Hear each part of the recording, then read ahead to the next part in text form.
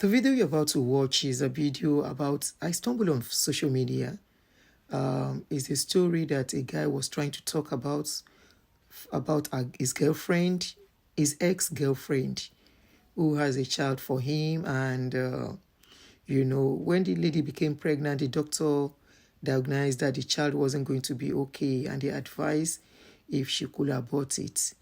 As a woman, I know it's tough. I personally wouldn't want to, especially if you want the baby.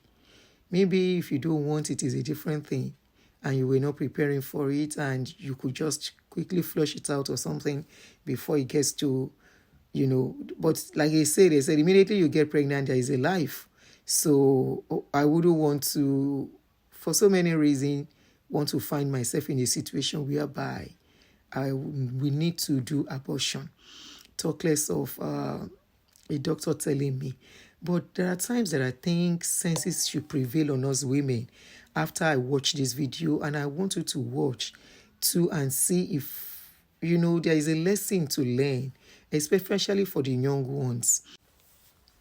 Before I go on, let me welcome the new subscriber to this channel and say welcome to this channel.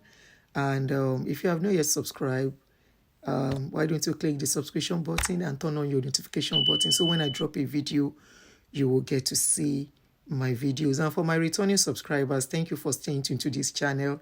You are the real MVP. Thank you very much. So I saw the video, like I said, and it's a story the guy was trying to say that is a real story. It happened to him, and it's a situation they are still dealing with. And because I have seen special needs children, I know what the parents go through. I don't know what you would think after watching this video. It's a tough decision for any woman to make. When you get pregnant, you are carrying a life, and suddenly the doctor will tell you this pregnancy, the child, this is what is going to happen. And they tell you, are you ready to deal with the situation? It's another thing if having the child, maybe one or two, some few little challenges that won't be that much, that will make that child still live a life.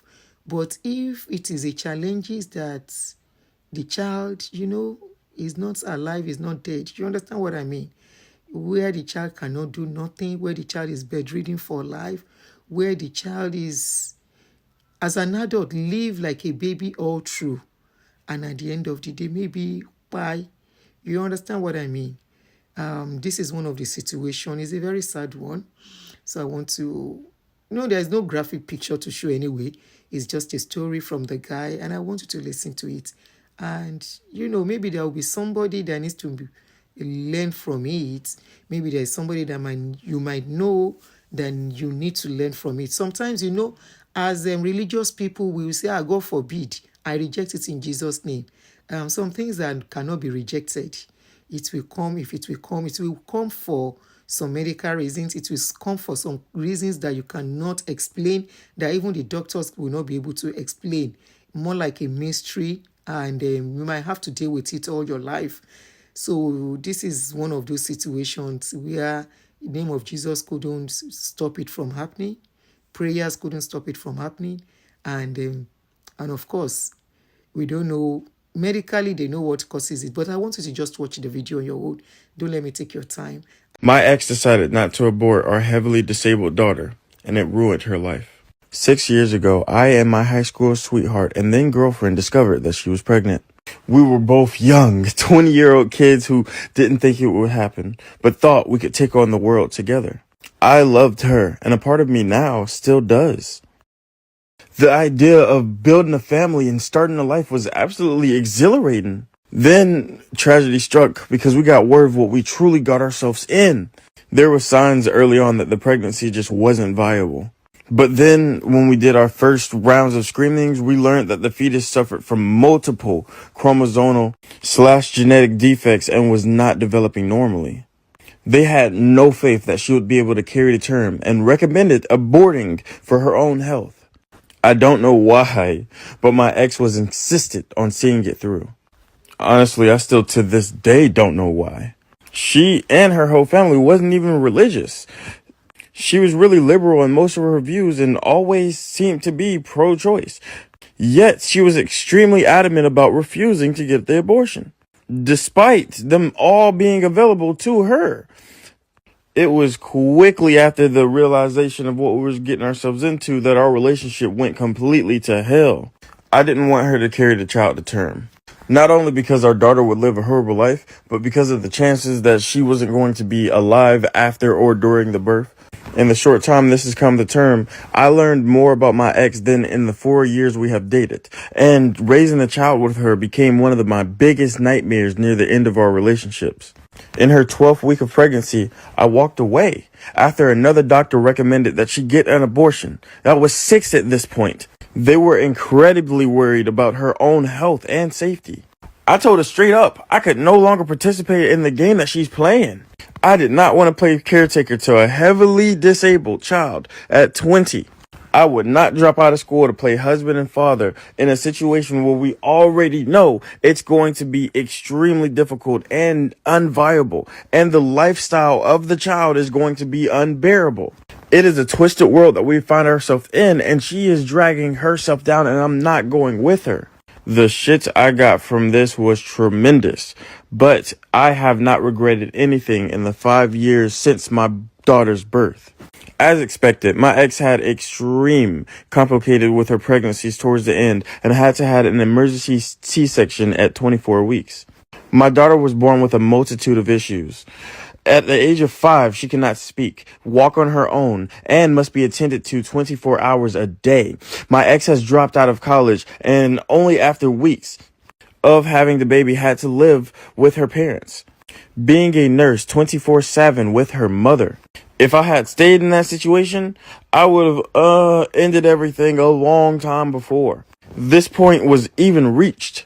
So I can respect my ex for sticking with it. I have paid child support, but I have not once met my daughter in person. I told my ex that the day we broke up. I love her, but I will never be a part of that child's life. I would not support her or this game that she's playing. And bringing a child into the world just to suffer was sick to me. I would not throw my life away with her. I still talk to my ex, only because in the end, I feel for her. And I provide emotional support when I can. At the end of the day, it pains me to see what we could have been, everything that could have inspired. Yesterday, a friend of mine learned of my daughter. She asked me if I regretted walking away and leaving my ex alone to care for our heavily disabled child. I told her no. I can honestly say that I don't regret anything. In a just world, my daughter would never have been born inside of a situation where she lives in this tragic state. Let's talk about the realities of my daughter's daily life.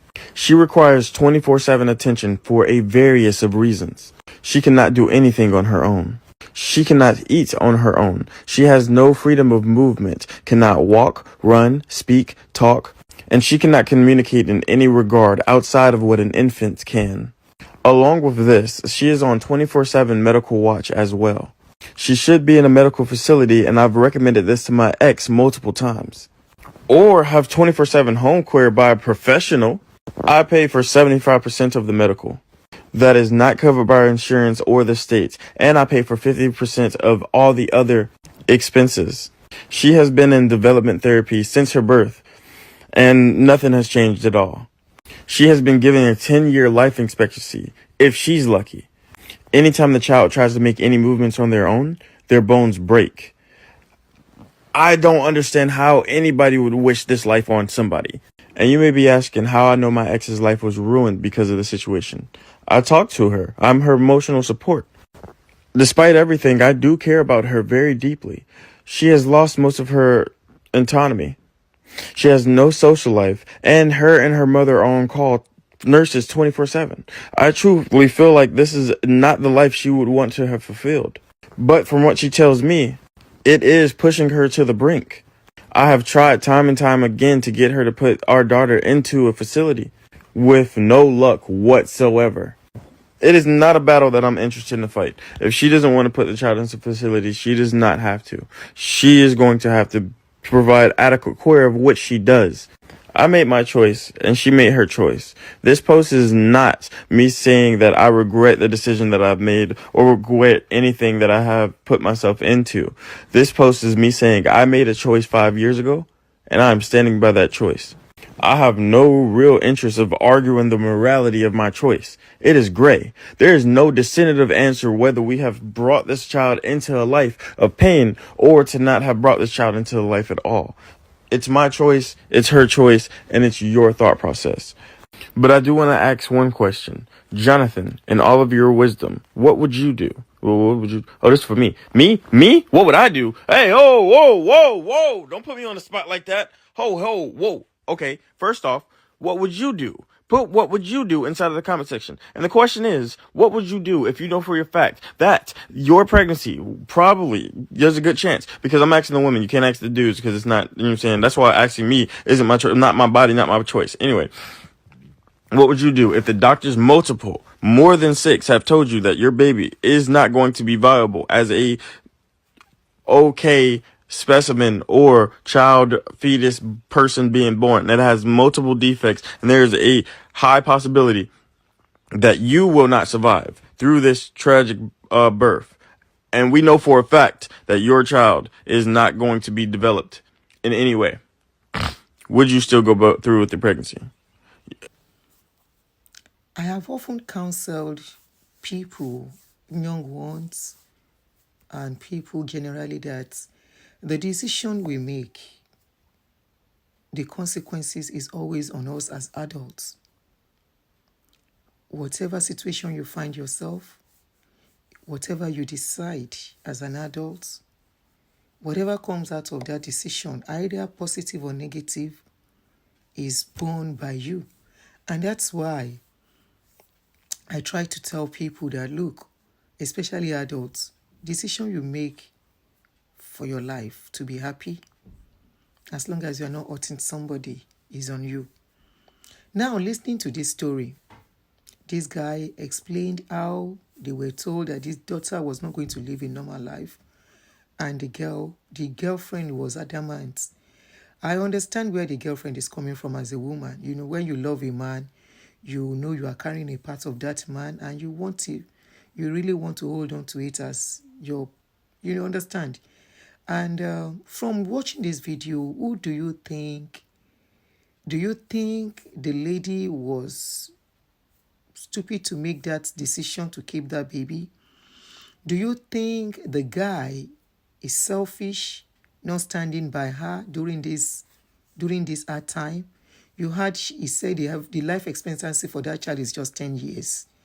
And not only that, this child cannot do nothing. If you have ever worked with special children, you will understand what he's trying to say. Because there are some cases whereby a child will be 20-something years old and be like a baby in a crib. I have seen it. So, and I'm not going to judge this case. I'm not wearing the shoes. But what do you think? What do you think can be learned from this?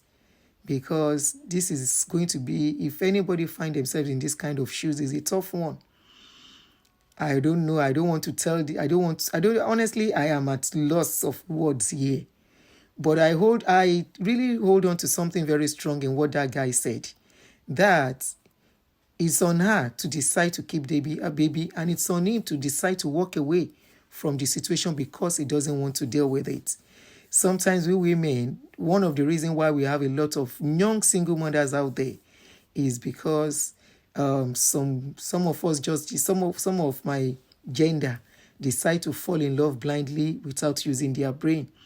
As an adult, you're having something to do with a man. You've not tightened up things about agreeing that I want to marry you. I'm marrying you. I'm going to be married. And you went ahead, you get pregnant for this man.